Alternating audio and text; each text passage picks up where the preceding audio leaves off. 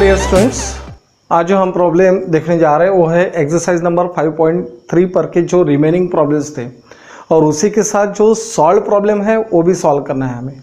ठीक है, तो जो प्रॉब्लम सेम है यानी जैसे कि ए प्रॉब्लम देखो यहाँ पे प्रॉब्लम नंबर 11 और एग्जाम्पल नंबर 5, यहाँ पे एग्जाम्पल नंबर 11 और एग्जाम्पल नंबर 5 एग्जैक्टली सेम दिखाई दे रहा है आपको। जैसे यहाँ पे तीनों भी एंगल्स दिए गए हैं और आपको डायरेक्शन कोसाइंस फाइंड आउट करना है, तो वहाँ पे भी वैसे ही आपको दिया गया है। ठीक है, तो ये जो प्रॉब्लम है एक्चुअली सॉल्व प्रॉब्लम है और ये फ्रॉम द एक्सरसाइज नंबर 5.3, तो ये प्रॉब्लम हम सॉल्व करेंगे। ठीक है, तो उसी तरीके से जो रिपीटेशन आ रहा है वो प्रॉब्लम आपको सॉल्व करना है। ठीक है ना बच्चों, तो आर यू रेडी? ओके, तो यहां से हम स्टार्ट करते हैं। जैसे the direction ratios of A B bar are, the direction ratios ये क्या है? डायरेक्शन रेशोज है, that is the values of A B and C. We know that the direction ratios are A, B and C and the direction cosines are L, M, N. Direction cosines क्या होते हैं? L, M, N होते हैं। तो direction ratios आपको पता है any real number होते हैं जो प्रोपोर्शनेट होते हैं डायरेक्शन कोसाइन से, यानी L upon A is equal to M upon B is equal to N upon C and that is equal to any constant that is lambda we say. बराबर है, तो ऐसे हमने कंसीडर किया हुआ था और ये हमने इंट्रोडक्शन पार्ट में आपको पढ़ाया भी है। ठीक है, तो देखो यहाँ पे क्या है, ए पॉइंट दिया गया है, ए बी बार के आपको डायरेक्शन रेशोज दिए गए हैं और लेंथ ऑफ ए बी यानी ए से बी का जो डिस्टेंस है वो आपको दिया गया है। Then find the point B आपको फाइंड आउट करना है। इसके लिए जो इंट्रोडक्टरी पार्ट हुआ है उसमें ये प्रॉब्लम इंक्लूड नहीं होता है, ये एक्चुअली लाइन चैप्टर में आता है। तो देखो अभी क्या करना है, इसके लिए एक फॉर्मूला हमें ध्यान में रखना है। कौन सा? The coordinate of the points which are at a distance D, which are at a distance D from d units from the point x1, y1, z1 are given by, यानी क्या होता है समझ लो, ये लाइन है ओके, और इस line में यहाँ पे a और b ऐसे दो पॉइंट्स दिए गए हैं और समझ लो यहाँ से यहाँ का जो डिस्टेंस है दैट इज d, ये कितना डिस्टेंस है d, और ये पॉइंट के कोऑर्डिनेट्स हमें पता है that is x1, y1, z1। ठीक है ना बच्चों, तो यहाँ पे अभी हमें क्या क्या पता है, जैसे ए और बी में का डिस्टेंस दैट इज डी, और यहाँ पे ए के पॉइंट पता है तो हमें बी के कोऑर्डिनेट्स फाइंड आउट करना है। किसके? बी के कोऑर्डिनेट्स फाइंड आउट करना है, ए के कोऑर्डिनेट्स आपको पता है। तो ऐसे वक्त आप कौन सा फॉर्मूला यूज करते हो? तो बी के कोऑर्डिनेट फाइंड आउट करने के लिए हम x1 plus L D, y1 plus M D और z1 प्लस एन डी। तो यहां पे जो टर्म्स आए हुए हैं इसे हमें पहले समझ लेना है। जैसे x1, y1 और z1 ये तो बन गए हमारे a के कोऑर्डिनेट्स, बराबर है। बाद में l, m और n, these are the direction cosines, ये बन गए हमारे direction cosines of this A B bar. Direction cosines बोल रहा हूं, रेशो नहीं, डायरेक्शन रेशोज नहीं, डायरेक्शन कोसाइंस बोला है। तो ये यम यन ये बन गए हमारे डायरेक्शन कोसाइंस और डी हो गया है ये दोनों में का डिस्टेंस। तो ये फॉर्मूला हमें याद रखना है और इसके लिए हमें ए बी बार के डायरेक्शन कोसाइंस चाहिए, लेकिन यहां पे क्या दिया गया है? Direction ratios. Are you understand? Okay, तो इसे सॉल्व करते समय पहले तो हम लोग ए बी बार के क्या निकालेंगे? डायरेक्शन कोसाइंस निकालेंगे। ठीक है, तो कैसे? बहुत इजी है। देखो यहां पे हमें क्या दिया गया है, direction ratios of A B bar are, direction ratios of A B bar are क्या क्या है? डायरेक्शन रेशोज दैट इज -2, 2, 1 है, बराबर है। ये बन गए हमारे direction ratios. So we want to find out the direction cosines. that is the values of A is equals to -2, the value of B is equals to 2, and the values of C is equals to 1. Let L, M and N be the direction cosines, of the lines of the vector, बोलेंगे vector A B bar. Okay, ये जो A B bar हमें दिया गया है, vector नहीं लिखा तो भी चलेगा, ऑफ ए बी बार ऐसा लिखा तो भी चलता है. तो हमें यहां पे क्या दिखाई दे रहा है, l m n are the direction cosines. अभी आपका पहला उद्देश्य रहेगा, पहला एम रहेगा कि जो यल एम एन है उसे फाइंड आउट करना. तो now l is equal to क्या फॉर्मूला आपको पता है, that is minus a upon root of A square plus B square plus C square होता है, a square plus B square plus C square. M is equal to क्या होता है, तो b upon root of A square plus B square plus C square, और n is equal to क्या होता है, तो c upon root of A square plus B square plus C square होता है ऐसे. देखो बच्चों, ये बात ध्यान में रखना है कि डायरेक्शन कोसाइंस और डायरेक्शन रेशियोज में कौन से रिलेशन होते हैं, तो that is describe by this formulas. ये फॉर्मूला से हम उसे डिस्क्राइब करते हैं. तो ये क्या है, ये है -2 अपॉन रूट ऑफ बन गया -2 square plus 2 square plus 1 square. Then M is equal to what, B की वैल्यू आपको पता है, that is 2 upon root of A square plus B square plus C square, यानी -2 square plus 2 square plus plus 1 square, बराबर है. और सी की value है 1 अपॉन रूट ऑफ बन गया है -2 square plus 2 square plus 1 square. तो डायरेक्टली हम किस तरीके से निकालेंगे, तो ये बन गया -2, बराबर है. तो -2 अपॉन ये क्या हो गया, 4 और 1 दैट इज 9, रूट ऑफ 9 का मतलब हो गया 3, तो -2/3 बन गया. यहां पे 2/3 और यहां पे कितना हो गया 1/3. तो ये बन गए हमारे यल एम एन. ठीक है, अभी देखो बच्चों, यहां पे ए पॉइंट आपको पता है और distance between length of A B भी हमें पता है. ठीक है, तो यहां पे क्या क्या दिया गया है, we know that the distance of we know that the coordinates of the point. ठीक है, मैं ये जो नोट है, ये नोट यहां पे कट और पेस्ट करता हूं. ठीक है, यहां से कट कर दिया है और यहां पे पेस्ट कर दिया है. क्या पेस्ट किया है, तो we know that the coordinates of the point which are at a distance D unit from the points x1, y1, z1 are given by. ये फॉर्मूला हमने लिखा है. तो ये फॉर्मूला लिखने के बाद यहां पे हम क्या बोलेंगे, here the values of x1 is equal to, x1 क्या दिया गया है 4, बाद में y1 क्या है, तो y1 है 1 और z1 है 5, बराबर है. और d क्या है, तो distance between a and b that is d is equal to 6 unit है, बराबर है. और d होने के बाद हमें यल m और n की भी वैल्यू पता है, तो यल है -2/3, m है 2/3 और n है 1/3. तो ये सब वैल्यूज हमें पता है.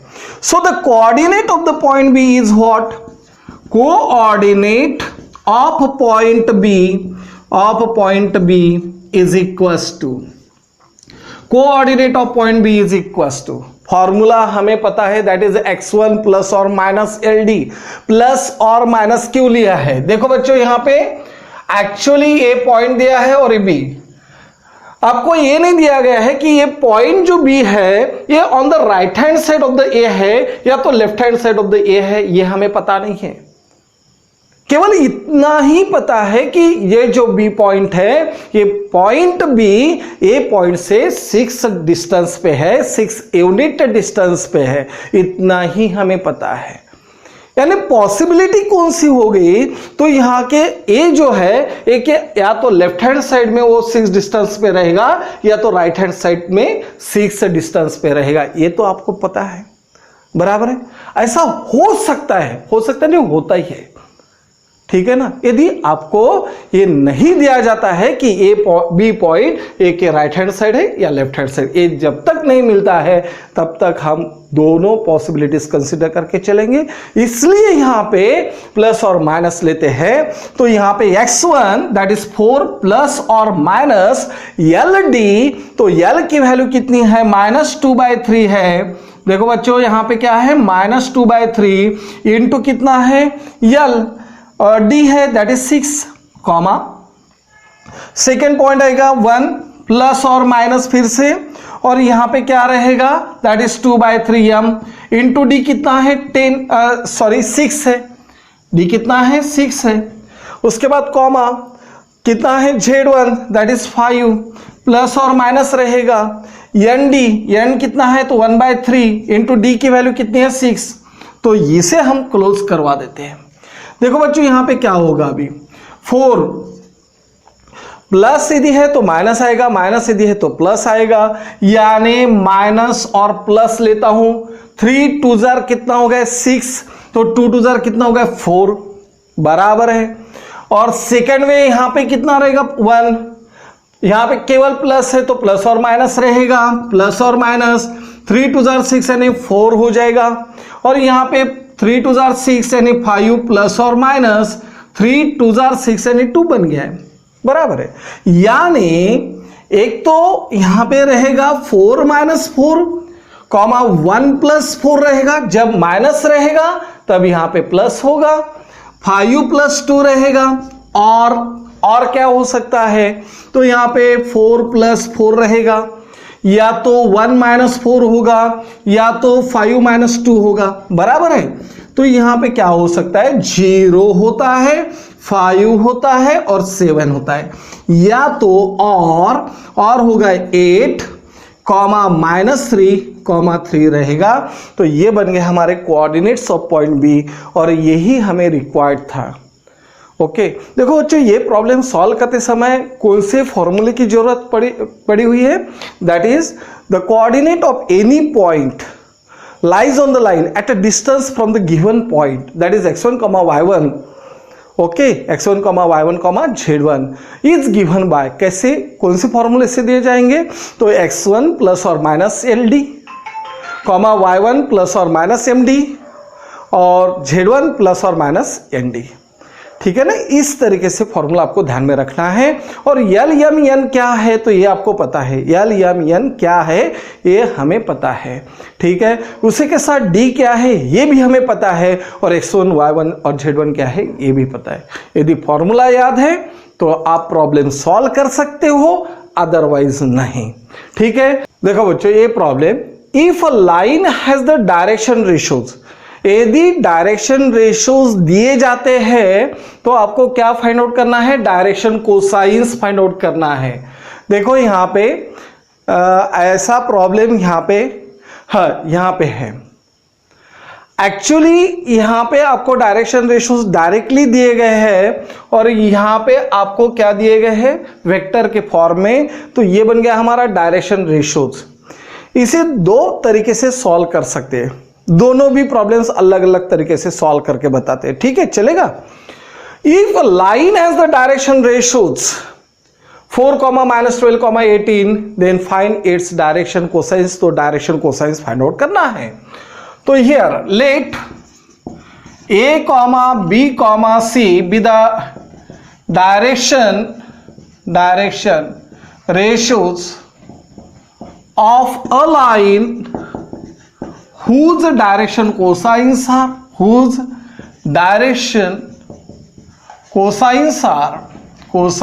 are yes L M N respectively। देखो एक ही इसमें हमने सब एडजस्ट कर लिए हैं। जैसे डायरेक्शन रेशियोज कंसीडर करते समय ये जो डायरेक्शन कोसाइंस है उसे भी कंसीडर कर लिया है, ठीक है। तो देखो अभी इसे सॉल्व करते समय पहले तो डायरेक्शन रेशियोज दिए गए हैं। So the values of A is equal to 4, B is equal to -12 and C is equal to 18। तो ये बन गए हमारे डायरेक्शन रेशियोज। अभी चाहिए हमें डायरेक्शन कोसाइंस। अभी क्या चाहिए, डायरेक्शन कोसाइंस चाहिए। कैसे सॉल्व करोगे, बहुत इजी है, कुछ भी नहीं है। अब भी आपने जो प्रॉब्लम सॉल्व किया ना वही प्रॉब्लम है, आधा पोर्शन है उसका। जैसे डायरेक्शन रेशियोज पता थे, आपने डायरेक्शन के कोसाइंस फाइंड आउट किए, वही मेथड फॉलो करना है। तो यहां पे क्या होगा, now the L is equal to what, अभी देखो L इज इक्वल टू क्या हो जाएगा, प्लस और माइनस कब लेते हैं, जब यहां पे क्या रहेगा, a की वैल्यू प्लस और माइनस के फॉर्म में रहेगी तब, ठीक है। तो ये बन गया हमारा root of a upon root of a square plus b square plus c square, हो गया ऐसे। m इज इक्वल टू क्या हो गया, तो b upon root of a square plus b square plus c square, और n क्या हो गया, तो c upon root of a square plus b square plus c square. देखो इस तरीके से हमने फॉर्मूला यूज किया है। अभी आपको इजीली फाइंड आउट करते आएगा, जैसे a की वैल्यू 4 है तो यहां पे कितना होगा, 4 square plus minus 12 square plus 18 square होता है ऐसे। m is equal to b कितना है, तो minus 12 upon root of 4 square plus minus 12 square plus 18 square. बाद में फिर से c की वैल्यू क्या रहेगी, तो c की वैल्यू है 18 अपॉन रूट ऑफ होगा, that is 4 square plus minus 12 square plus 18 square, होगा ऐसे। देखो बच्चों यहां पे क्या होगा, 4 अपॉन रूट ऑफ, ये बन गया 16 प्लस 144 प्लस 324, बराबर है। 18 का स्क्वायर कितना होता है, 324 होता है। तो 4 plus 4 8 plus 6 that is 24, 8 plus 6 that is 14, 1 3 plus 4 7, 7 plus 1 8, और यहाँ पे 3 प्लस 1 कितना 484, और यहाँ पे भी उसी तरीके से हमें सॉल्व करना है, that is root of 16 plus 144 plus 324, तो आंसर कितना आएगा, माइनस 12 अपॉन रूट ऑफ 484। इधर भी वैसे ही करना है हमें, जैसे 18 अपॉन रूट ऑफ क्या हो गया, 16 प्लस 144 प्लस 324, तो यहाँ पे कितना रहेगा, 18 अपॉन रूट ऑफ 484, हो गया ऐसे। देखो बच्चों 484 का स्क्वायर रूट आपको पता है, दैट इज 22, कितना होता है 22, सो 4 अपॉन 22 यानी 2 अपॉन 11, यहाँ पे माइनस 12 अपॉन 22 यानी माइनस 6 अपॉन 11, यहाँ पे क्या रहेगा 2 9 18 अपॉन 22, बराबर है। Hence the direction cosines, hence the direction cosines of lines are, direction cosines कौन से हो गए, 2 अपॉन 11 माइनस 6 अपॉन 11 और 9 अपॉन 22, 22 नहीं, यहाँ पे कितना रहेगा, यस 9 अपॉन 11, 9 अपॉन 11। तो इस तरीके से हमें प्रॉब्लम सॉल्व करना है, एकदम सिंपल है, बराबर है। तो ये प्रॉब्लम ध्यान में आ रहा है आपके। देखो बच्चों 11th नंबर का प्रॉब्लम और 5th नंबर का प्रॉब्लम एग्जैक्टली सेम है, एग्जैक्टली सेम है, ठीक है। तो ये यदि प्रॉब्लम सॉल्व करते तो वो प्रॉब्लम आपको सॉल्व करना है, ठीक। तो देखो यहाँ पे क्या हो गया, if a line makes an angle 90 degree 135 degree 45 degree with the x axis Y axis and Z axis respectively, तो यहाँ पे हम ऐसा करते हैं, let the angles made by a line with the positive direction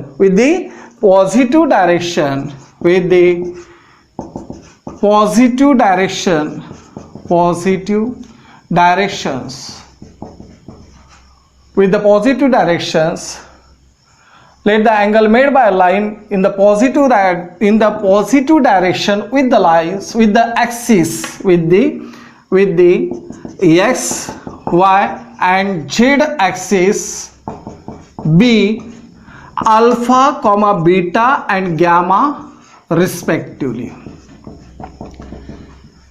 ठीक है बच्चों, ऐसे हमने कंसीडर किया। क्या कंसीडर किया है, let the angles made by a line in the positive direction with the x-axis, y-axis and z-axis be alpha, beta and gamma respectively.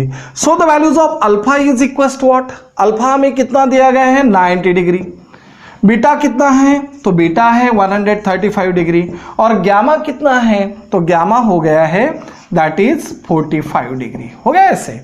तो अभी हमें क्या फाइंड आउट करना है, direction cosines. That is very simple, बहुत easy है। तो direction cosines यानी क्या होता है, ये जो डायरेक्शन एंगल्स है इनका हमें डायरेक्शन कोसाइंस लेना है। अभी यहां पे अलग से भी आप स्टेटमेंट बोल सकते थे, let the direction angles of a line be alpha beta and gamma, इस तरीके से भी बोलते तो भी चलता था। ठीक है, तो देखो यहां पे हमें डायरेक्शन कोसाइंस फाइंड आउट करना है। तो cos of alpha, so the direction cosines of the lines are, the direction cosines of the lines are direction cosines कौन से रहेंगे ये लाइन के, तो ये बन गया cos of alpha comma cos of beta and cos of gamma, बराबर है। तो now cos of alpha is equal to क्या होगा, cos ऑफ 90, और cos ऑफ 90 की वैल्यू आपको पता है that is 0। cos of beta, तो cos ऑफ बीटा कितना हो गया, cos ऑफ 135। यदि पाई होता है तो cos एज इट इज रखने के लिए बोला था, बराबर है, यस और नो, यस। और माइनस है तो सेकेंड क्वाड्रेंट में आ रहा है, क्योंकि 180 माइनस है तो सेकेंड क्वाड्रेंट में cos क्या होता है, निगेटिव, और यहाँ पे क्या है 45। तो आंसर कितना आ गया, -1/√2। और बाद में cos ऑफ गैमा क्या रहेगा, तो cos ऑफ गैमा रहेगा cos ऑफ 45, और cos ऑफ 45 कितना है, तो 1/√2। तो देखो बच्चों यहाँ पे cos ऑफ 90, अल्फा बीटा और गैमा सब cos of alpha, cos of beta और cos ऑफ गैमा मिला है। Hence the direction cosines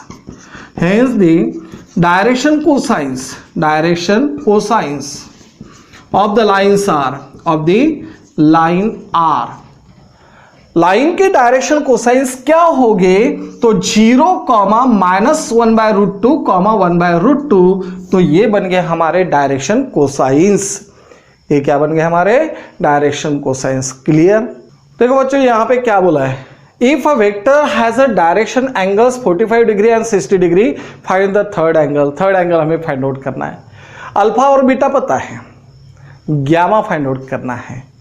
okay, let the direction angles of a line of a vector be, let alpha comma beta and gamma be the direction angles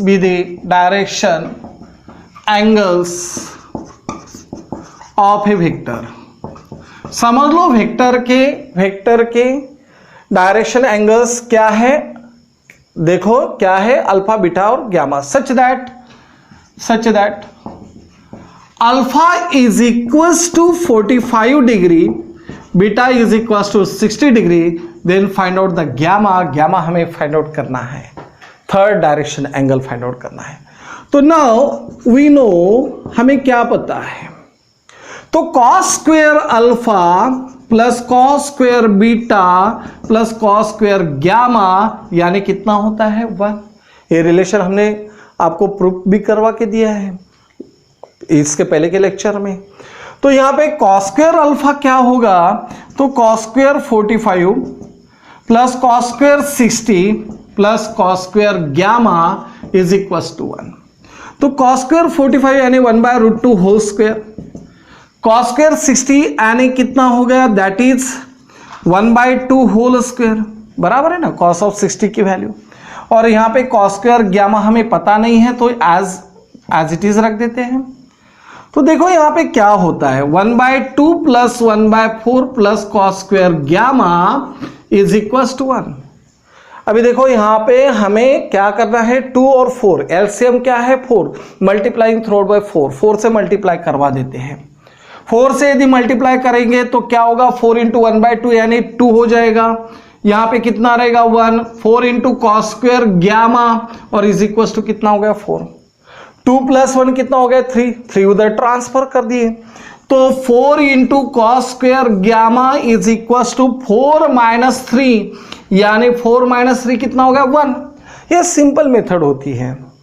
तो यहां पे cos square gamma is equal to 1/4 हो जाएगा, यानी cos of gamma is equal to plus और minus 1/2।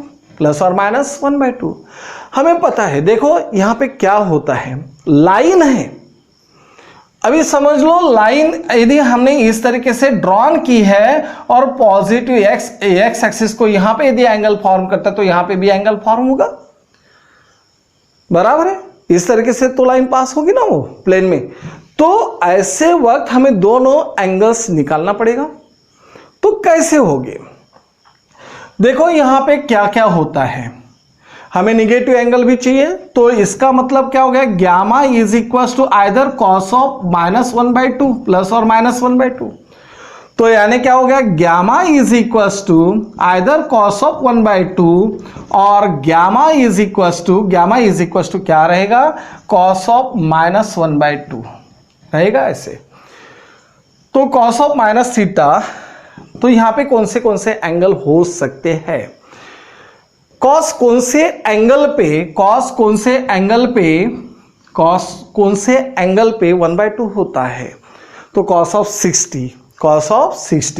तो यहां पे कितना आएगा, 60 डिग्री होगा ऐसे, यस और no. Alpha is equal to cos of 60 degree.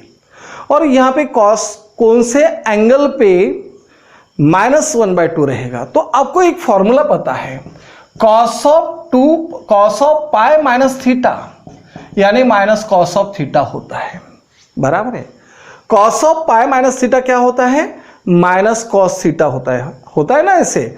तो यार अभी हमें क्या चाहिए, हमें यहाँ पे निगेटिव आंसर चाहिए। निगेटिव यदि आंसर चाहिए तो कॉस ऑफ क्या लिखेंगे हम, जैसे कॉस ऑफ 60 की वैल्यू कितनी है, 1/2 है। तो यहाँ पे पाई यानी कितना हो गया 180 माइनस कितना हो गया 60। तो यहाँ पे क्या रहेगा, माइनस कॉस ऑफ 60, तो -1/2 बन गया। यानी cos of gamma is equal to either plus और -1/2 था। तो इस तरीके से हम लिख सकते हैं। तो आंसर कितना रहेगा यहाँ पे, that is cos of 180 minus 60 यानी 120, सो 120 डिग्री। तो एक तो यहाँ पे 60 डिग्री रहेगा या तो 120 डिग्री रहेगा। Hence the third direction angles of a line are, hence the third direction angle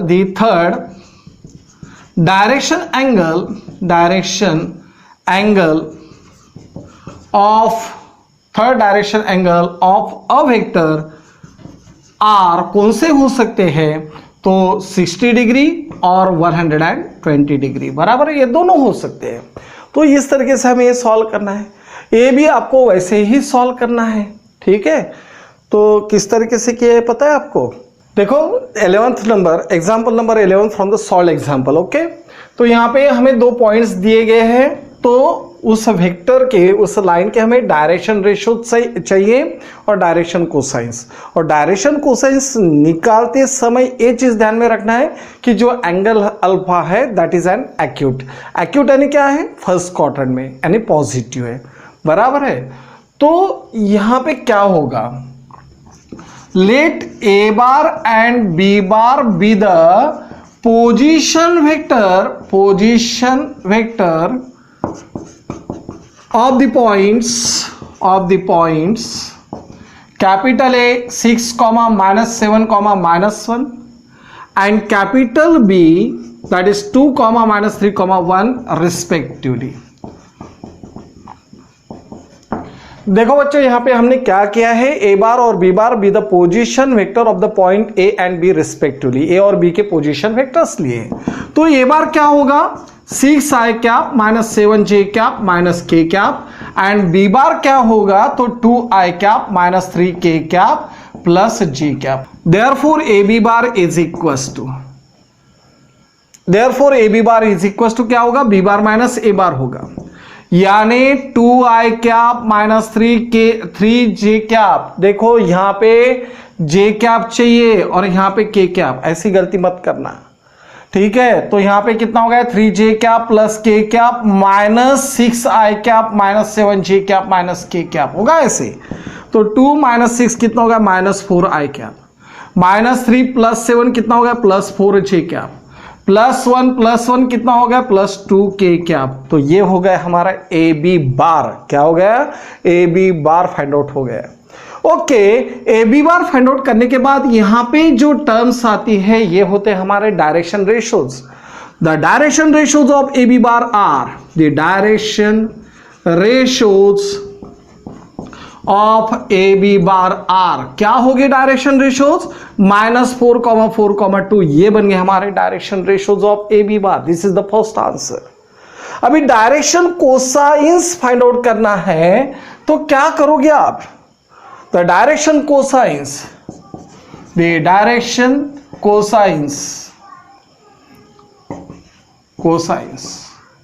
of A B bar are क्या होंगे? तो देखो बच्चों यहां पे आपको एक पता है, ये upon l is equal to b upon, या तो यहां पे l upon a is equal to m upon b is equal to n upon c is equal to lambda लिए थे, यस और नो लिए थे ऐसे। तो यहां पे यल इज इक्वल टू क्या हो गया था? A into lambda, m is equal to हो गया था बी इंटू लैम्बडा, और n is equal to c into lambda होता है इससे। तो ये जो लैम्बडा है ये कॉमन रेशो हमने लिया था, बराबर है, क्या लिया था? Common ratio. तो ये क्या हो गया? That is a lambda and a -4 lambda हो गया ऐसे, 4 b lambda and a 4 lambda and 2 lambda. तो इस तरीके से हमने यहाँ पे डायरेक्शन कोसाइंस लिए हैं। देखो बच्चों यहाँ पे डायरेक्शन रेशियोज कौन से बन सकते हैं। ये आंसर आपने लिखा तो गलत नहीं है, यहां पे आप -2,2,1 लिख सकते हो, या तो आप यहां पे इस तरीके से भी लिख सकते हो, दैट इज 2, -2,-1। ये कुछ भी आपने कंसिडर किया तो भी चलेगा। मैं यहां पे -4 लैम्बडा और 2 लैम्बडा लेता हूं, ठीक है, चलेगा ऐसे। तो देखो यहां पे ये बन गया हमारे डायरेक्शन कोसाइंस, यानी यल एम और एन की वैल्यू। तो नाउ हम क्या करेंगे? L square plus m square plus n square की वैल्यू कितनी होती है? 1। तो -4 lambda whole square plus 4 lambda whole square plus 2 lambda whole square is equal to 1 होगा ऐसे। तो यहां पे क्या होगा? 16 लैम्बडा स्क्वायर और यहां पे 4 lambda square is equal to 1।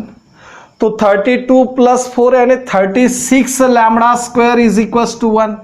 तो lambda square is equal to कितना हो गया? 1/36। तो लैम्बडा की वैल्यू होगी प्लस और माइनस 1/6 होगी, प्लस और माइनस 1/6। तो लैम्बडा की वैल्यू यहां पे यदि प्लस और माइनस 1/6 होती है तो यहां पे क्या हो गया? कॉस ऑफ अल्फा की वैल्यू, देखो बच्चों यहां पे कॉस ऑफ अल्फा की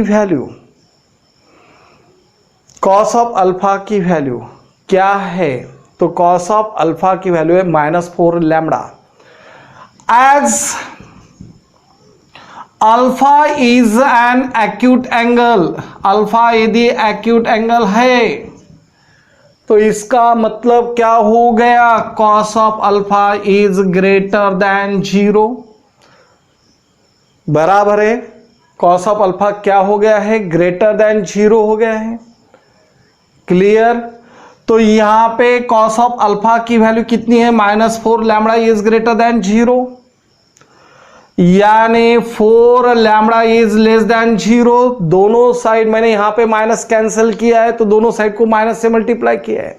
माइनस से जब मल्टीप्लाई करते हैं तब इनइक्वालिटी साइन चेंज हो जाता है, ग्रेटर देन का लेस देन और लेस देन का ग्रेटर देन हो जाता है। तो ये बात ध्यान में रखना है। तो लैम्बडा इज लेस देन 0 हो गया, लैम्बडा इज लेस देन 0, तो इसका मतलब लैम्बडा की वैल्यू हमें क्या चाहिए? Negative. So -1/6 is the answer, lambda हो गया है। अभी लैम्बडा यदि होता है -1/6 तो direction cosines of A B bar क्या रहेंगे? Hence the direction cosines of A B bar are क्या होगा? That is -4 into -1/6, 4 into 1/6, 2 into 1/6, that is minus of minus कितना हो गया? प्लस।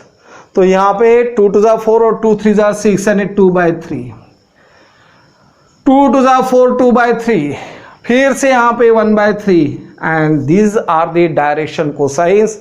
ये बन गए हमारे direction cosines of A B bar. देखो बच्चों, ये तो पहला प्रॉब्लम हो चुका है हमारा, हुआ है ना। अभी सेकंड प्रॉब्लम लेते हैं, find the direction cosines of the vector. Direction cosine चाहिए तो let a bar is equal to लिया है 2i cap plus 2j cap minus k cap लिया है। हमें चाहिए डायरेक्शन कोसाइंस। ऑलरेडी हम पढ़ा चुके हैं आपको कि जब कभी आप ए कैप लोगे यानी यूनिट वेक्टर अलोंग ए बार लोगे तो ऐसे वक्त जो आई कैप जे कैप और के कैप के कोएफिशिएंट होते हैं, ये all coefficients are the direction cosines. क्या होते हैं? डायरेक्शन कोसाइंस होते हैं। ये आपको पता है क्या होते हैं? Direction cosines. तो यहां पे पहले हमें क्या फाइंड आउट करना है? A cap. तो ये कैप यदि फाइंड आउट करना है तो यहां पे ए bar upon mod of a बार, ये फॉर्मूला हमें पता है। तो पहले हम ए बार फाइंड आउट करेंगे। देखो रीडर में यहां पे गलती से मॉड लिखा हुआ है, वो गलती आपने करेक्ट करना है। सॉल्व एग्जांपल नंबर 8, इसमें उन्होंने यहां पे मॉड लिया है, वो गलत है। यहाँ पे मॉड नहीं चाहिए, हाँ यहाँ पे चाहिए mod of a bar is equal to क्या होगा? 2 square plus 2 square plus minus 1 square होगा ऐसे। तो इतना क्या हो गया? 4 प्लस 4 प्लस 1, तो यहाँ पे रूट ऑफ 17 हो गया। 17 हो गया, 9 हो गया, 9 हो गया। 4 प्लस 4 8 प्लस 1 9। तो यहाँ पे मॉड ऑफ ए की वैल्यू बन गई हमारी 3। मॉड ऑफ ए की वैल्यू यदि 3 है तो यहाँ पे आंसर क्या रहेगा? Now a cap is equals to a bar upon mod of a bar होगा। तो mod of a bar that is 1/3 into कितना हो गया? 2i cap plus 2j cap minus k cap होगा। तो 2/3 i cap plus 2/3 j cap minus 1/3 k cap हो गया ऐसे। तो मुझे बताइए ये जो आई कैप जे कैप और के कैप के कोएफिशिएंट है, ये क्या बन गए? Direction cosines. Hence the direction cosines of the vector a bar are. Hence the direction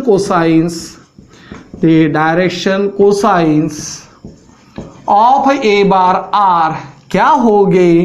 तो 2/3 2/3 -1/3, ये बन गए डायरेक्शन कोसाइंस। इतना सिंपल यहां पे है। Are you understand? A bar mod of a bar, a cap निकाला है, a cap is equal to a bar upon mod of a bar लिया है और आंसर निकाला है। इतना सिंपल है। इसके पहले का जो प्रॉब्लम है ये मेथड से अपन सॉल्व कर सकते थे। उसके लिए क्या करना था? यहाँ पे पहले ए बी बार था आपके पास, पहले आपको डायरेक्शन रेशियोज फाइंड आउट करना है। तो ए बी बार में क्या हो गया? डायरेक्ट जो आई कैप के, जे कैप के और के कैप के कोएफिशिएंट है वो आपने फाइंड आउट किए। बाद में आप क्या फाइंड आउट करते थे? Mod of A B bar. और बाद में क्या करते थे? A b cap find out करते थे, a B bar upon mod of A B bar. और इसमें जो आई कैप और जे कैप के कोएफिशिएंट है और के कैप के, तो ये बन जाते थे आपके डायरेक्शन कोसाइंस। क्या होते थे? Direction cosines. तो उसमें अल्फा एक्यूट था तो पहले हमें पॉजिटिव लेना पड़ता था। देखो बच्चों, एग्जांपल नंबर 9 हमें सॉल्व करना है। यहाँ पे find out the position vectors बोला है पी पॉइंट का, और यहाँ पे such that the vector A B bar is incline to the x axis at 45 degree, y axis at 60 degree. यानी हमें क्या निकालना है? P bar, position vector of point p. तो इसके लिए फॉर्मूला क्या होता है? That is mod of p bar into p cap होता है।